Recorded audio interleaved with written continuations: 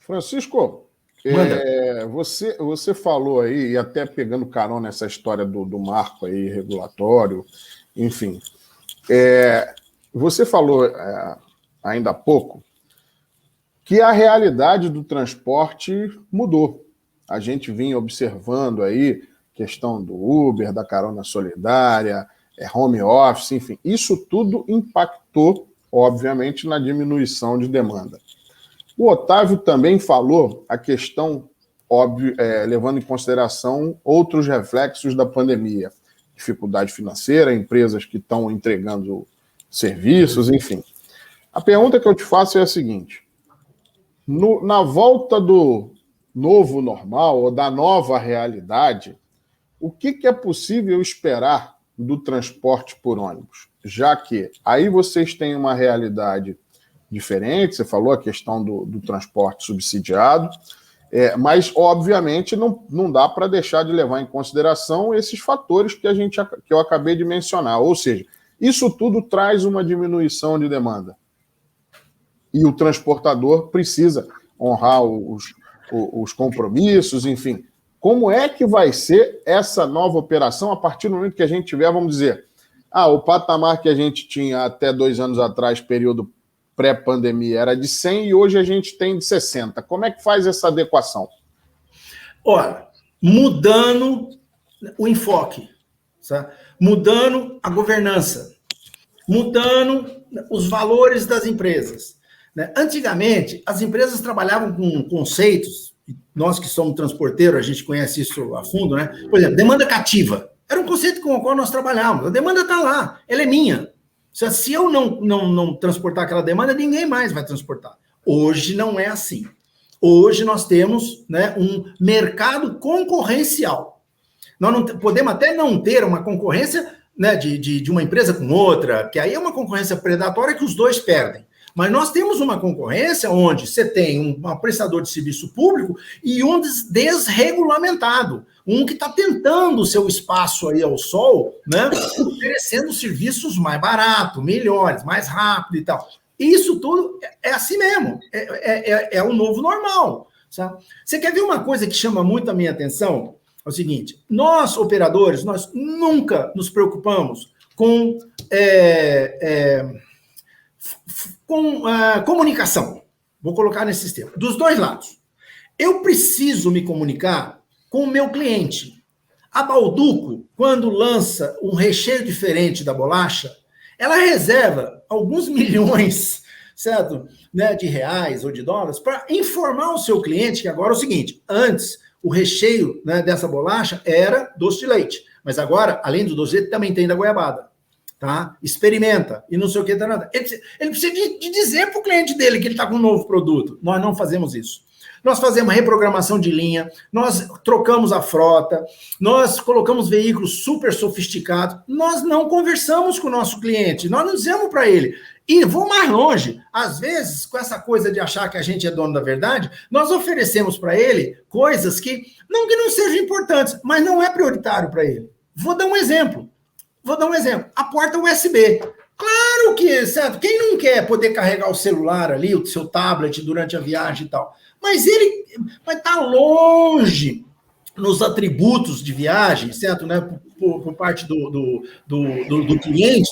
Eu quero regularidade, eu quero informação, eu quero pegar o meu celular e olhar assim e dizer, olha, daqui 5 minutos o meu ônibus está aqui, eu posso sair aqui do escritório porque ele vai passar ali. Isso hoje já pode ser feito. Mas as empresas têm que ter essa preocupação. Não adianta dizer que os formadores de opinião, sabe, denigre a imagem do setor. Eles fazem isso porque eles não têm a informação. Se você for lá conversar, você tem que quebrar uma barreira. Às vezes, já vivenciei isso aqui no SP Urbanos, tá? Um formador de opinião aí que detonando, falando mal, eu digo, cara, eu preciso conversar com esse cidadão, preciso dizer para ele que as coisas que ele está dizendo não são assim. Não são. Aqui em São Paulo já deixou de ser esse negócio. O empresário, ele quer encher o ônibus porque ele ganha mais dinheiro. Não, eu não ganho por quantidade de passageiro, eu não posso deixar de, né, dar a viagem, realizar a viagem, a partida, porque eu ganho por isso. Mas não, o passageiro, para mim, é só uma referência. Eu não ganho pelo passageiro transportado. Eu preciso de ir lá dizer para ele. Alguns eu consegui chegar até a pessoa, não foi fácil e tal. Outros, eles criam uma barreira e até são indelicados. Diz, olha, eu não estou à venda. Cara, eu não quero te comprar. Eu quero sentar com você e conversar e te dizer como as coisas são. Se você quiser continuar batendo... Com as suas convicções, né? Eu não quero que você mude, mas pelo menos agora você sabe a verdade. Porque o que você está dizendo é fruto da ignorância. Eu não quero dizer que é da má fé, é da ignorância. Mas eu me disponho aí a conversar com você. O Antônio Ferro sabe que eu tenho uma pessoa com quem eu trabalho há muito tempo. Aliás, Renato, você conversou com a Regina Helena. Sim, né? Claro. Nós dois somos Aliás, um abraço para a Regina, que foi quem fez esse meio campo aqui para essa nossa conversa. Regina Helena trabalha comigo há não sei quantos anos e nós temos uma facilidade muito grande de trabalhar um com o outro, que a gente tem a mesma maneira de pensar, né? Então, por onde eu passei e eu pude ter ela comigo, né? Quando eu vim para cá, foi a primeira pessoa que eu trouxe. Eu estou aqui há 7 anos no SP Urbanos, eu trouxe a Regina. Eu fui para a SP Obras, eu levei a Regina. Eu estava, quando eu fui presidente da CMTC e da SP Trans, eu fui o último da CMTC, o primeiro da SP Trans, eu levei a Regina. Né? Então eu estou sempre com a Regina, porque a Regina tem uma cabeça muito boa. Ela é focada na questão da sinceridade, sabe, a informação correta, precisa. Como eu não sou político, né, eu nunca fui filiado a partido, eu já trabalhei com tudo quanto é partido que você pode imaginar, né? Eu gosto até de dizer isso, eu comecei minha carreira com Mário Covas, depois eu fui trabalhar com Montoro, com Quércia, com Maluf, né? Eu trabalhei no governo do Geraldo Alckmin, não muito próximo, porque aí eu fui diretor da MTU, mas em cima de mim tinha um presidente, tinha o secretário, e depois eu fui trabalhar no governo do Kassab, quer dizer, eu trabalhei com todas as tendências, mas para mim, eu nunca fui filiado a partido nenhum, né? Então, eu sou um técnico, a minha cachaça é isso aqui, eu gosto, né? Eu brinco até, né? Eu sou uma piada feita, né? Porque Francisco Cristóvão, São Cristóvão é o protetor dos motoristas. Minha mãe, lá no bercinho, né? Como diz o macaco Simão, né? Lá no bercinho, meu menino, o que você vai ser no futuro? Eu vou cuidar de motorista de ônibus em São Paulo. Boa lembrança do Zé Simão. Eu sou piada feita, rapaz. Mas então, essa coisa, voltando, né? Os formadores de opinião, né? Se a gente não for conversar com eles, né? E é um trabalho de formiguinha, você tem que ir, você tem que dar atenção, você tem que explicar, ele bate e tal, não sei o quê. Mas eu tenho um orgulho de dizer, né, que quando nós viemos para cá, eu e Regina, 7 anos, foi em 2013, né, depois daquelas confusões em setembro lá de 2013, né? Aí nós fomos convidados para vir para cá. Acabou, você não vê, né? Antigamente era malho nos empresários, os empresários eram bandidos, máfia do transporte, tubarões da catraca, quer dizer, as referências eram as piores possíveis, piores. Hoje, não que nós não tenhamos mais aqueles que falam mal, certo? Eles continuam aí, mas muitos jornalistas já mudaram, né, a forma de entender. A gente fazia aqui no SP Urbanos, todo ano, né, uma avaliação, a Regina chamava os jornalistas, e nós fazíamos uma avaliação aberta, olha, onde nós acertamos, onde nós erramos o ano passado, esse ano nós queremos trabalhar assim, assado e cozido, é isso que nós vamos fazer, e o Antônio Ferro acho que participou de alguns desses, assim, livre mesmo, sabe, abertos para receber críticas, sugestões, e as pessoas dizerem com toda tranquilidade, olha, vocês estão com foco errado, né? Vocês ficam aí oferecendo ônibus com ar-condicionado, o cara só quer, né, mais conforto no ônibus. Tem que botar mais ônibus. Ué, mas aqui em São Paulo é só pedir. Aqui em São Paulo, mas tem o seguinte, tem que ir lá na prefeitura ver se ela está disposta a pagar. Porque esse é o negócio dos empresários aqui em São Paulo, é operar um ônibus. Se quiser que dobra a frota, é só dar um tempo. Porque ônibus não é pãozinho que está aí na prateleira, né?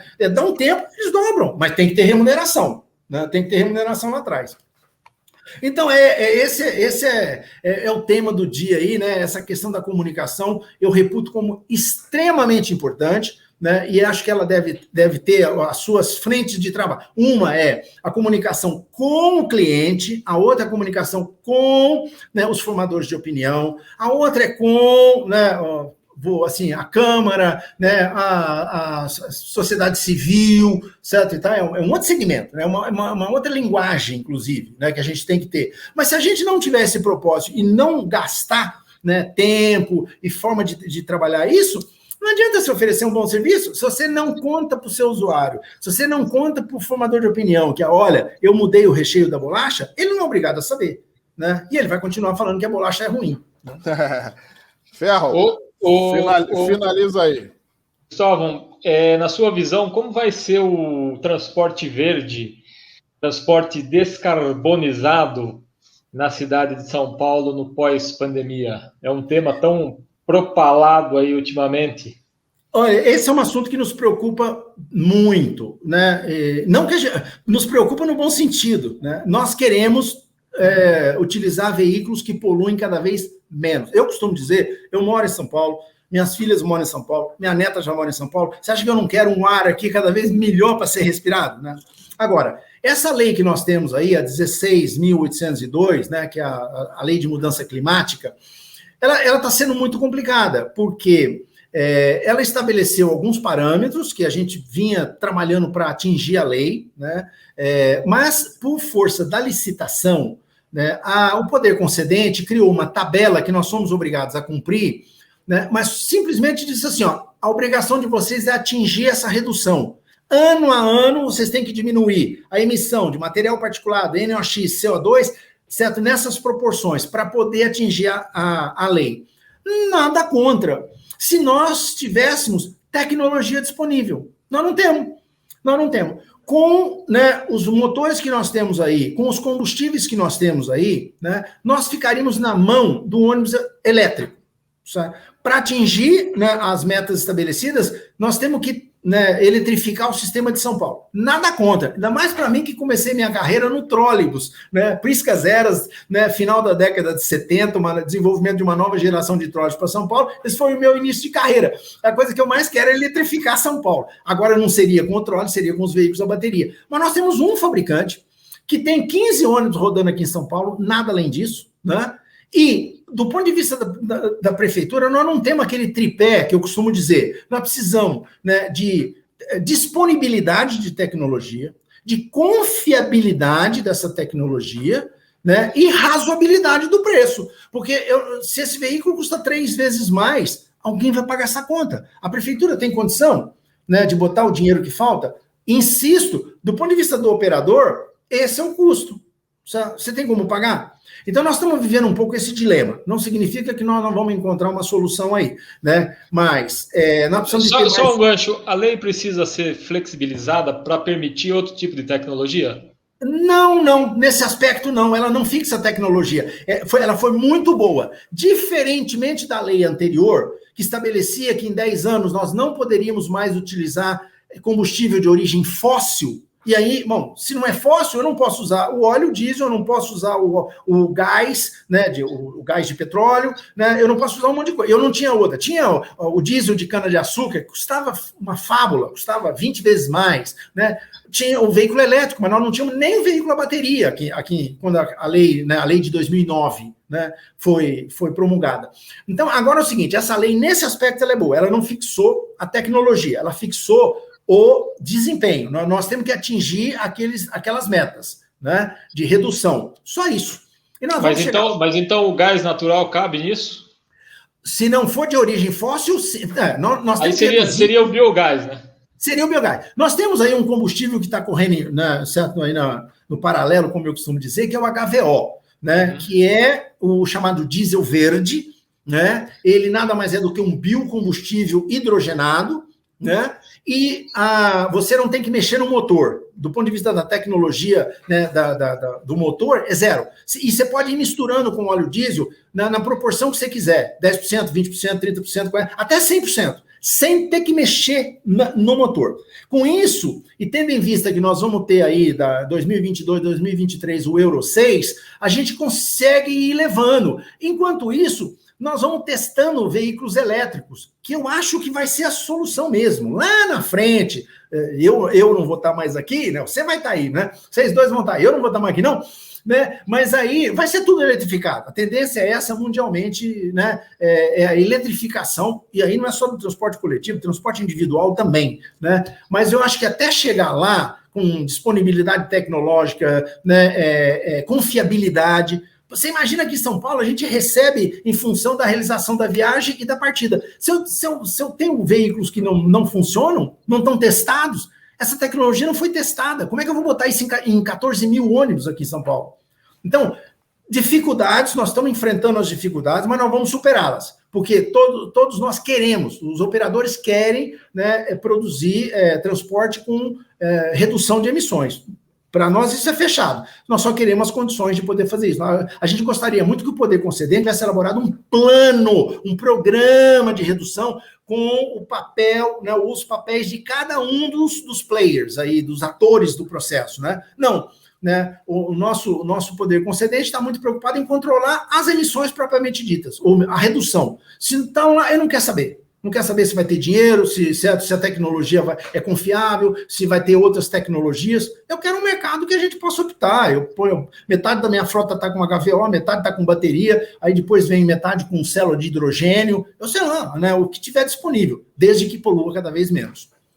Ô Francisco, então, para a gente fechar aqui nossa conversa, e até pegando carona nisso, já que os empresários preveem essa flexibilidade, né? E você falou que o poder concedente não especifica aí o que ele simplesmente só quer diminuição. Não seria o caso de dos empresários conversarem e levarem essa proposta aí para que realmente a operação possa ser mais flexível e que se permita aí o uso de uma série de tecnologias capazes de gerar essa economia aí prevista pelo poder concedente? Ô, Renato, você é fogo, rapaz, porque você pode até não tá assim, né, entender o detalhe da coisa, mas você faz umas perguntas complicadas, viu? Desculpa. Eu vou te dizer o que acontece. Eu vou te dizer. Essa tem sido a nossa postura. Nós estamos em contato permanente, né, com a Anfávia, né, eu particularmente, a semana passada, fui visitar a BID em Campinas para conhecer o que eles estão fazendo lá, quais são os planos que eles têm de ampliação, porque, né, nós estamos aqui limitados. Eu fiquei muito satisfeito, o Antônio Ferro, de ver, não sei se você viu, o veículo de São José dos Campos. Ele tinha lá um veículo de São José dos Campos. Ele disse, olha, Cristóvão, você que gosta de inovação, de design, olha esse veículo aqui. Um veículo, puxa, padrão europeu. Coisa muito boa. Elétrico, bateria, tudo perfeito. O problema, Renato, é o seguinte. Esse assunto, ele é extremamente delicado. Porque nós temos aí, né, essas entidades aí da sociedade civil, os Greenpeaces da vida, os Instituto Respira Ar Puro, não sei o quê. Esse pessoal, eles têm espaço nos jornais, eles têm um poder, certo? Não, é impressionante. Eles pegam uns meninos aí, certo? Que os meninos ainda estão de fralda, mas pega um microfone, o cara faz um discurso que você não pode imaginar. Convence todo mundo. Não tem substância nenhuma, né? Mas não para de pé. Mas é um discurso assim, eu odeio discutir esse assunto quando o sujeito vem assim e me faz a seguinte pergunta. Olha, você sabe quantas pessoas morreram? Acabou. Eu sei quantas que você vai dizer, 4 mil, né, por ano que morrem em São Paulo por problema de poluição. Mas se morresse 10, para mim, aliás, se morresse 5, esse é um argumento com o qual eu não posso trabalhar, porque, né, ele me impede de usar qualquer sustentação técnica. Qualquer vida perdida é extremamente válida, né? Mutatis mutantes, né? Aquela história que nós estamos vivenciando aí no nosso dia a dia aí do Covid, da vacina, né? Certo? Ó, o negócio é o seguinte, certo? Né? Se morrer uns e outros aí, tudo bem. Aí daqui a pouco nós temos aí um negócio de, de rebanho aí, né? Então, e tá tudo bem. Não tá bem, não pode. Você não pode, né? Não pode lidar com esse argumento, né? Mas nós vamos chegar lá. Boa! Ferro, eu queria mais uma vez agradecer sua participação aqui com a gente. Francisco, porra, 1 hora a gente já de papo aqui. Teria muito mais coisa para a gente conversar, mas eu vou falar com a Regina para você voltar em uma outra oportunidade. Tudo isso aqui, você vê como eu me preparei, que maravilha. Não pensa assim que né, foi de improviso, não. Faz 5 dias que eu estou me preparando aqui para essa conversa. Que maravilha, é uma honra para a gente aí. Queria mais uma vez. Francisco é um estudante zeloso, dedicado. Não, Obrigado. É por essas e outras que ele diz aí que São Paulo está melhor do que outros estados. A dedicação dele aí também. Tá, Francisco, obrigado mais uma vez aí, tá bom? E espero vê-lo em breve. Eu que agradeço, estou sempre à disposição de vocês aí para a gente, né, discutir o que você quiser aí. Beleza. Mais uma vez, pessoal, vocês que nos acompanharam até aqui, quem puder aí dar essa força para a gente, se inscreve no canal, dá o joinha aí, acompanha o trabalho do Francisco no SP Urbanos, a revista Autobus lá do Antônio Ferro, que está sempre trazendo grandes novidades aí do mundo do ônibus e da mobilidade, tá bom? Um abraço e até a próxima. Tchau, obrigado. Abraço. Obrigado.